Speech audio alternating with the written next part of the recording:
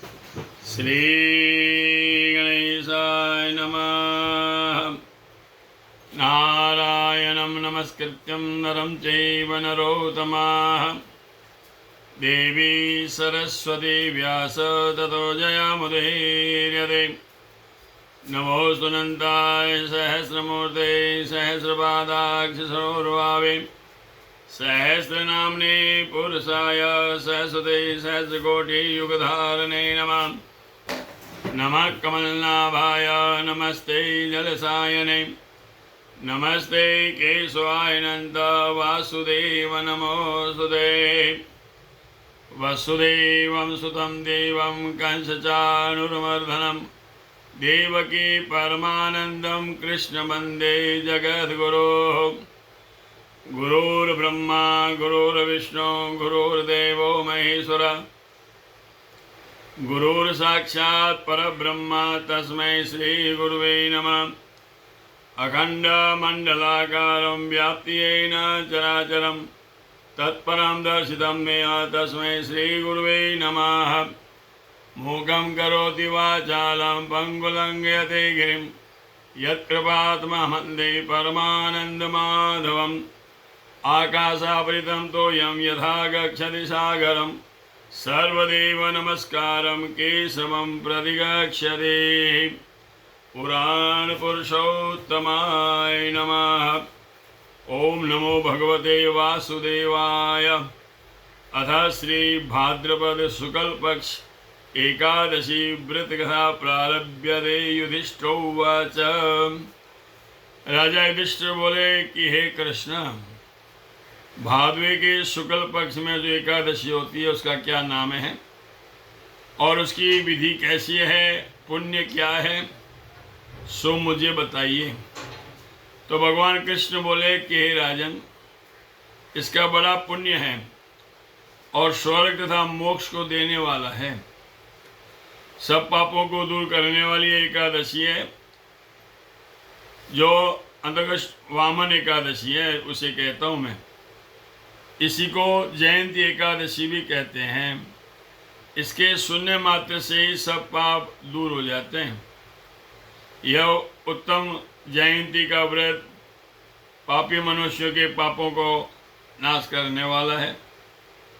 इससे परे और कोई मोक्ष देने वाला कोई व्रत नहीं है। तो हे राजन, मोक्ष के चाहने वाले मनुष्य को यह व्रत अवश्य करना चाहिए। मेरी भक्ति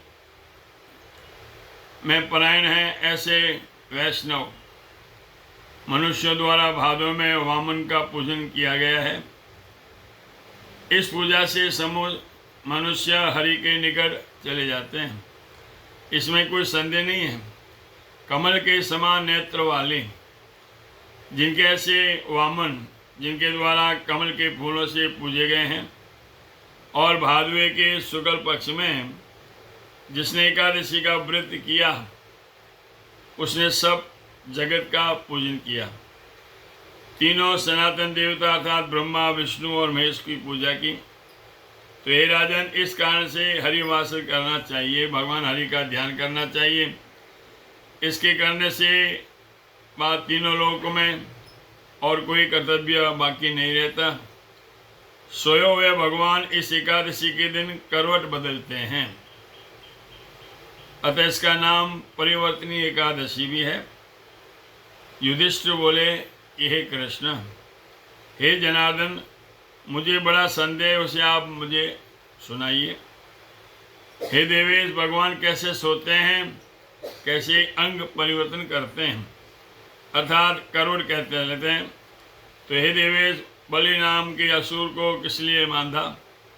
हे जनार्दन, चतुर्मासीय व्रत करने वाले मनुष्यों के लिए कौन सी विधि और कौन सा व्रत है? तो हे प्रभु, हे जगन्नाथ, भगवान के सोने पर मनुष्य क्या करते हैं, यह विस्तार पूर्वक मुझे बताइए, मुझे संदेह दूर कीजिए। तो श्री भगवान वाच। भगवान कृष्ण बोले कि हे राजन, पाप को नाश करने वाली अंतुष्ट कथा को मैं तुम्हें सुनाता हूँ। हे नरप, पहले त्रेता युग में बलि नाम का दानव था। मुझ में परायण और मेरा परम भक्त था। बलि नित्य मेरी पूजा करता था, नाना प्रकार के जप सूक्तों द्वारा नित्य मेरी स्तुति करता था, परंतु उसने इंद्र से द्वेष करके देवताओं को जीत लिया। इसे देखकर सब देवता इकट्ठे होकर मंत्रण करने लगे। ये सब मिलकर कर देव जो प्रभु है उसको विचार करने के लिए चलना चाहिए। उसके बाद देव ऋषियों के साथ इंद्र प्रभु के समीप आए, मस्तक झुकाकर नमस्कार किया। इंद्र द्वारा सूक्तों से मेरी स्तुति की गई। देवताओं समेत बृहस्पति गुरु भी द्वार में बहुत प्रकार से पूजा की। उसके बाद वामन रूप होके मैंने 5वां अवतार लिया। तब सब ब्रह्मांड में व्याप्त ऐसा अनुरूप धारण करने वाला जो मैं बालक उसके द्वार पर, बलि के द्वार पर गया। युधिष्ठिर बोले, हे देवेश, तो वामन रूप द्वारा असुर कैसे जीता गया, यह मुझे विस्तार पूर्वक बताइए। तो भगवान कहते हैं कि हे युधिष्ठिर, ब्रह्मचारी रूप बालक का द्वारा प्रार्थना की गई कि 3 पग प्रमाण का भूमि दान मुझे दो। हे राजन, मुझे और राजा बलि 3 पग भूमि देने पर तैयार हुआ। संकल्प मात्र से वह त्रिविक्रम हो गया। देह बहुत ही बढ़ गई। भूलोक में तो पांव किए, भूवरलोक में जंगा और स्वर्गलोक में कटी स्थापित करके महालोक में पेट रखा, जनलोक में हृदय, तपोलोक में कंठ और सत्यलोक में मुख को स्थापित किया। उसके ऊपर सिर स्थापित किया। उस समय चंद्र, सूर्य आदि सब नक्षत्रगण और इंद्रसेन देवता, शेष नाग आदि वेद के उत्पन्न तथा प्रकार के सूक्तों द्वारा मेरी स्तुति की। तब मैंने बलि का हाथ पकड़कर कहा कि एक पग में तो मैंने पृथ्वी नापी, दूसरे पग में स्वर्ग को नाप लिया, तो हे राजन, तीसरे पग को स्थान दो। ऐसा कहने पर बलि ने अपना मस्तक झुकाया और उसके बाद मैंने उसके मस्तक पर तीसरा पैर रखा और दानवों को पाताल में भेज दिया। उस बलि का विनय देखकर मैं प्रसन्न होकर बोला, मानव नेत्र में तेरे समीप वास करूंगा और तू भादवे के शुक्ल पक्ष में परिवर्तन एकादशी का व्रत कर।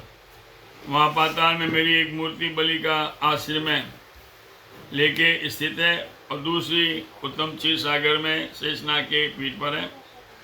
जब तक कार्तिक आता है तब तक ऋषिकेश भगवान शयन करते हैं।